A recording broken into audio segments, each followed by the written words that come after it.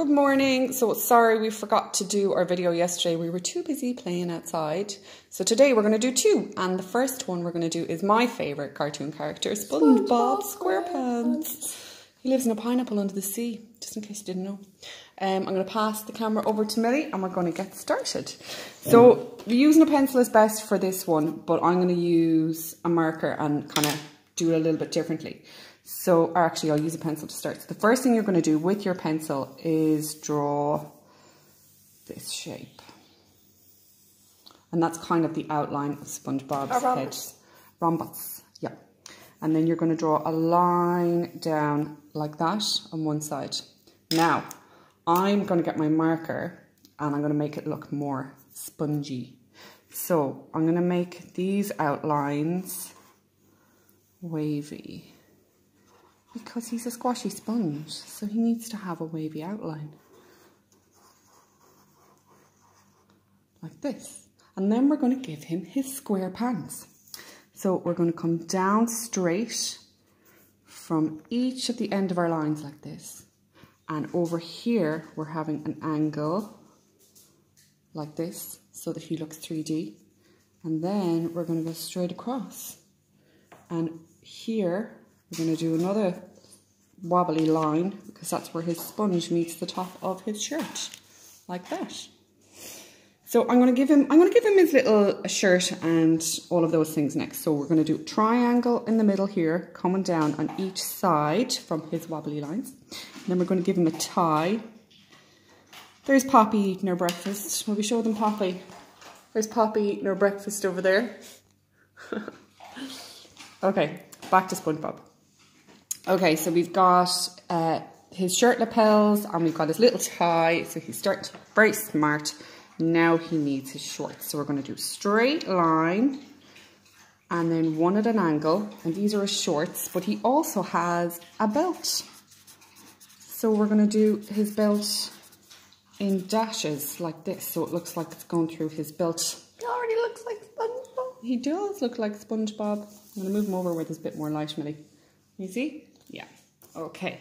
So now he needs legs. So to do his legs, because he's wearing shorts, you just do a little blob coming out of his shorts on each side. Yeah, squash circle. Square. I call it a blob. You call it a squash circle. Lift it up a little bit, Mel. Thank you. And then you do two straight lines coming out of each of those. They are his lovely long legs. And he wears sports socks. So if we do three little lines across them, it looks like his lovely sports socks. And then we need to give him his beautiful black shoes. So to do them, we do a squash circle with a squash circle with a little highlight and give him a little heel. And you fill them in. Beautiful. Beautiful. He's a very smart sponge. Same on the other side, squash circle, highlight and a heel. And then we're going to colour them in. I think we might have to do Patrick Star another day. I like him. He's so funny. Okay, so he's looking very spongy. We're going to do his arms next because he needs some arms. So again, like our little end of our shorts, you're going to do more, I don't know, what shape is that, Millie? Square. Who knows? It's Soft kind of square. Kind of two lines coming out with a little curve at the end of it. And then we're going to give him a line. And then, can you lift it up a bit, Mel?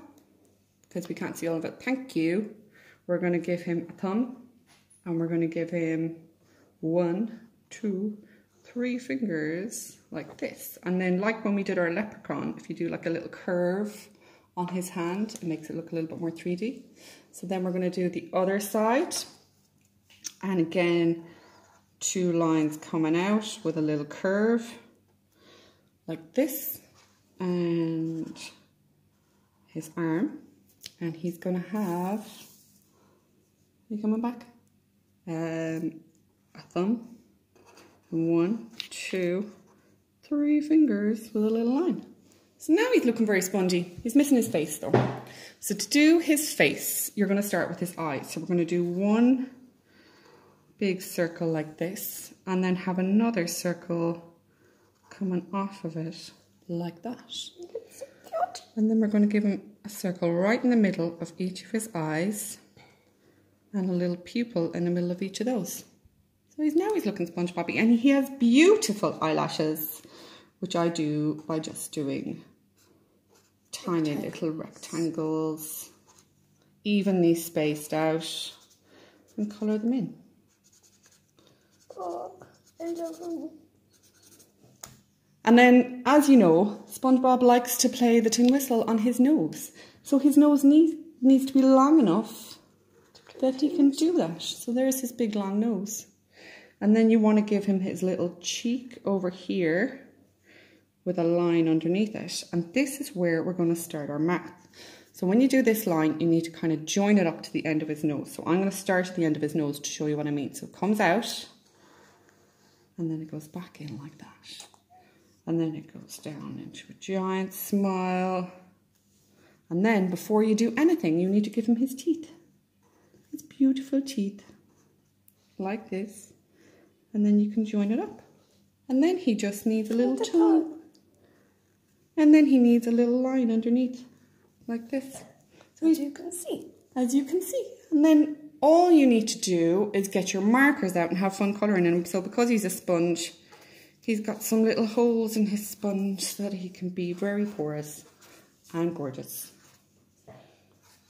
And there he is. Very glamorous. He's gorgeous. Look at him. We love him. So get drawing, and if you want to get a reference photo for all your colours, there you go. That's one. I kind of did his green spots a little bit too brightly, but I like it. And don't forget to share them with us, and we'll have another video up later on today. Okay, bye-bye.